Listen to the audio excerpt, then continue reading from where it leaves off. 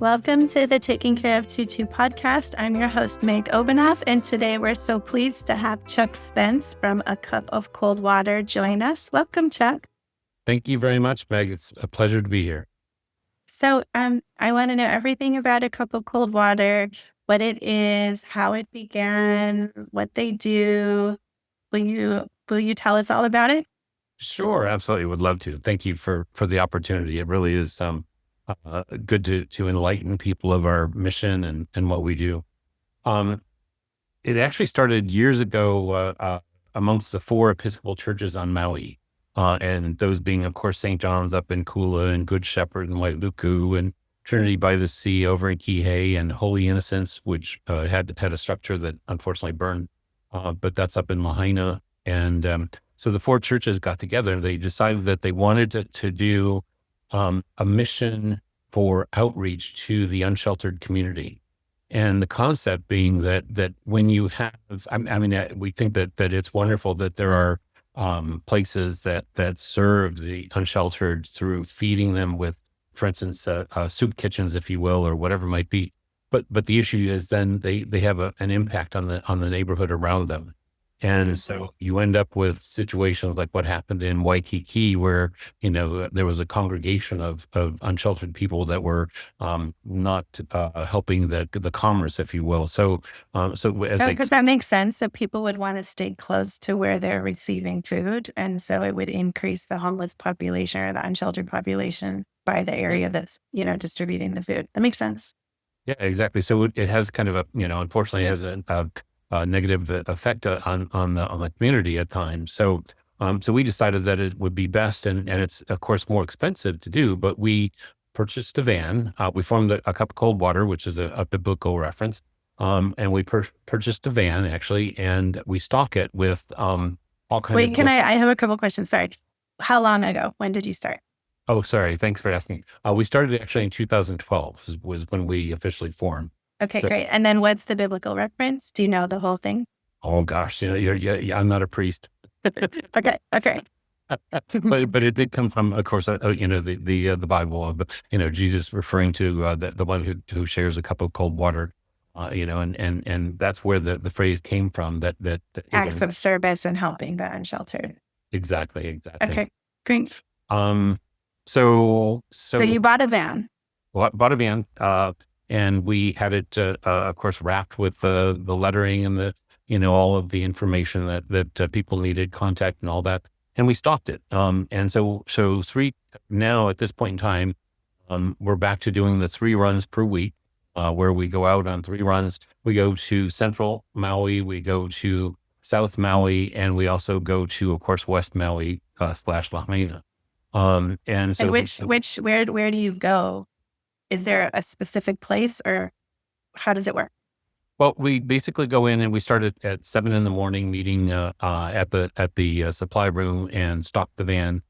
We then drive out and we just basically drive. We know where there are encampments. And the idea of us taking the supplies to them is that they don't, you don't have the issue with congregations like you do like on a mall place or things like that.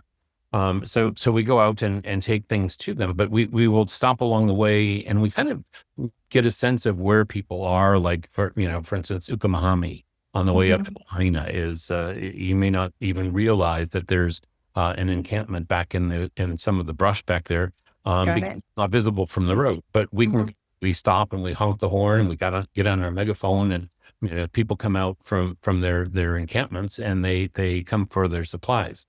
And then we continue on up, and we just know all of kind of the general areas of where they congregate. But what will happen is that now with all the relocation programs, it's kind of difficult. So we actually we'll have to drive around a lot more than we used to because people are now a little more scattered than they used to be. It used to be that we could go to one stop. Like for instance, if we went to a mall place, we'd be able to help everybody.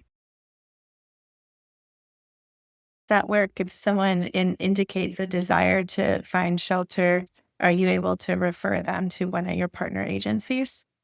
Yes, we do. I mean, we actually, we'll talk to them. We'll try to get their situation.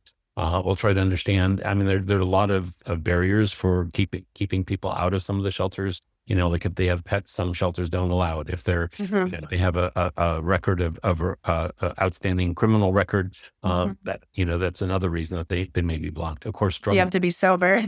Yeah, you have to be sober. Yeah. So all those things. So we try to match them up as best we can, and tell them where we think that there's availability for space, and and encourage them to go. And it's a difficult task, but I will say that people are generally very grateful to hear information exchanged as we go out to see them.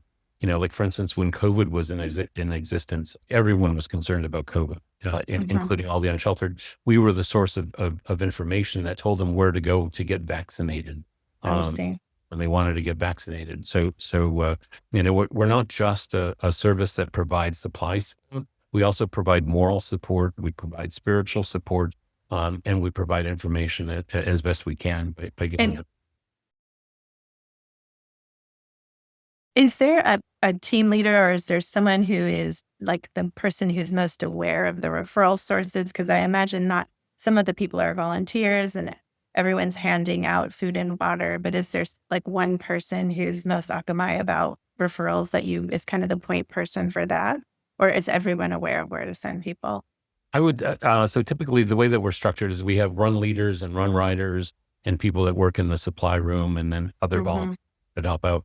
The run riders just basically go on and they work in the van, and they're the ones that interface with the people and hand things out.